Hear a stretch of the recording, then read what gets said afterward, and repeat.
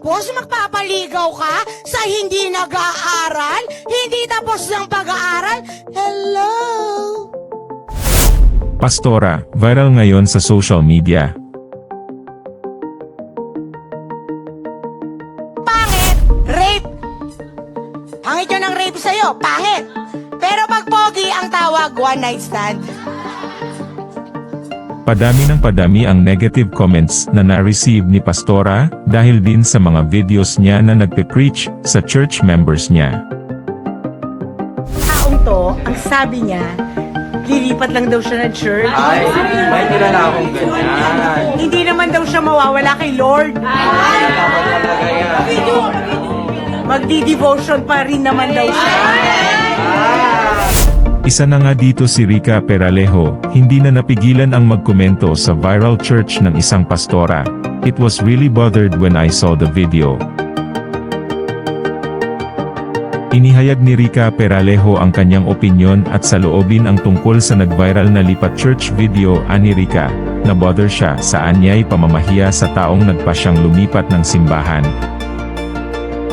Sa kanyang opinyon, tama lang na umalis ang taong tinutukoy sa video, dahil kung ganoon ang taong nakakasama sa simbahan, ay hindi naman maganda. Nilinaw niyang malamang may mga tumatawa sa mga Christian na kagaya niya, pero anya, ay hindi naman lahat ng Christian, ay pare-pareho. Aminado si Rica Peralejo na nabahala siya sa nag-viral na video kung saan pinag-usapan ng ilang church members ang isang kasamahan nila na umalis. Anya, hindi talaga tama na ipahiya ang taong nagpa siyang lumipat lalo na kung magmumula sa church leader. Sa kanyang opinyon, tama lang na umalis ang taong tinutukoy sa video, dahil kung ganoon ang taong nakakasama sa simbahan, ay hindi naman maganda.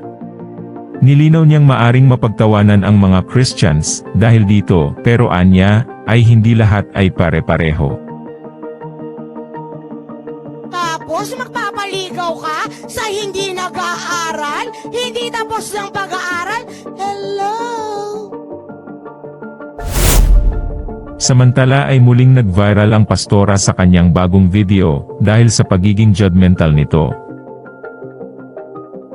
Hindi nagustuhan ng mga netizens ang mga naging sermon nito na wala sa Biblia, at nagmula lang raw sa sarili niyang interpretasyon na ayon raw sa mga netizens, ay napaka-judgmental ng pastora, dahil sa pangmamaliliit sa mga mahihirap na taong hirap sa buhay. Panoorin niyo, kayo na ang bahala humusga sa pastora ito. Tapos magpapaligaw ka sa hindi nag-aaral? Hindi tapos ng pag-aaral? Hello? Ano daw? Pagpangit, rape. Pangit yun ang rape sa'yo, pangit. Pero pag pogi ang tawag, one night stand. Taong to, ang sabi niya, lilipat lang daw siya ng church. Ay, may kilala akong ganyan. Hindi naman daw siya mawawala kay Lord. Dapat talaga yan. Magdi-devotion pa rin naman daw siya.